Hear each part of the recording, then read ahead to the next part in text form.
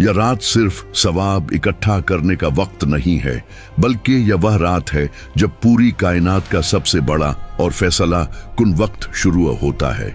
यह वह रात है जब लौही महफूज से अगले पूरे साल की तकदीर के फैसले, अहकामात और ड्यूटियां फरिश्तों के हवाले की जाती हैं। किस इंसान ने इस साल पैदा होना है, किसकी मौत आनी है, किसे कितना रिस्क मिलना है, कौन बीमार होगा और कौन शिफा पाएगा, यह सब इसी एक पुरअसरार और मुकद्दस रात में तय पा जाता है। यह एक ऐसी रात है जिसमें एक लम्हे की गफलत इंसान को सदियों के नुकसान में डाल सकती है।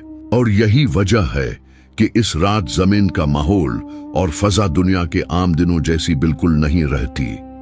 आसमान से एक ऐसा नूर उतरता है, एक ऐसा सुकून और तमानियत छा जाती है जो आम रातों में कभी महसूस नहीं होती।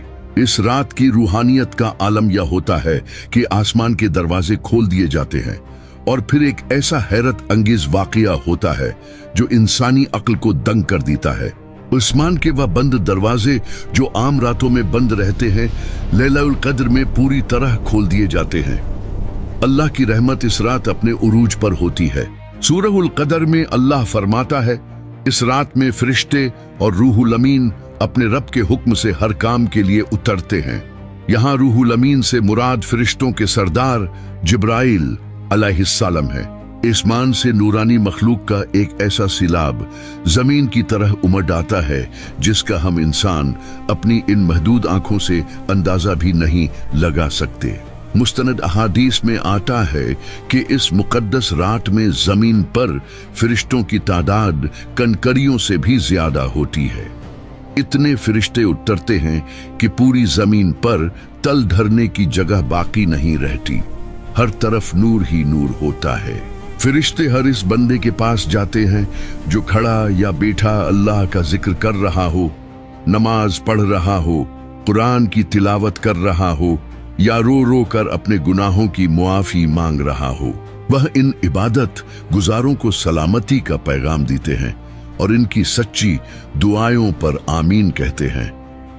यह कितनी बड़ी सआदत है कि जिस रात हम सजदे में पड़े रो रहे हों, ऐन मुमकिन है कि जिब्राइल अलैहिस्सलाम हमारे करीब खड़े हमारी मगफिरत पर आमीन कह रहे हों।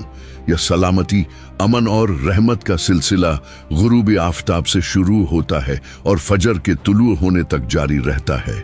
इस रात शैतान को बांध दिया जाता है और वह किसी को बुराई की तरफ नहीं उकसा सकता। लेकिन अब इस कहानी में वह सनसनी खेज और अफसोसनाक मोड़ आता है जिसने इस रात को कयामत तक के लिए एक पुरअसरार राज बना दिया। यह सहीह बुखारी की मुस्तनद हदीस है जिसके रावी उबादा बिन सामित राज़ियल्लाहु अन्हु हैं। वह बताते हैं कि एक रात हमारे प्यारे नबी मोहम्मद सल्लल्लाहु अलैहि वसल्लम अपने हुजरे से बाहर तशरीफ लाए। आपका चेहरा मुबारक खुशी से दमक रहा था क्योंकि आप मोहम्मद सल्लल्लाहु अलैहि वसल्लम अपनी उम्मत को एक बहुत बड़ी खुशखबरी देने वाले थे। आप मोहम्मद सल्लल्लाहु अलैहि वसल्लम सहाबा-ए किराम को लैलाउल कदर की बिल्कुल हतमी, पक्की और मुकर्ररा तारीख बताने आए थे ताकि उम्मत को इसे तलाश करने में मुशक्कत न करनी पड़े। वह एक ऐसा लम्हा था जब हमेशा के लिए यह बात तय होने वाली थी कि यह रात किस दिन आती है।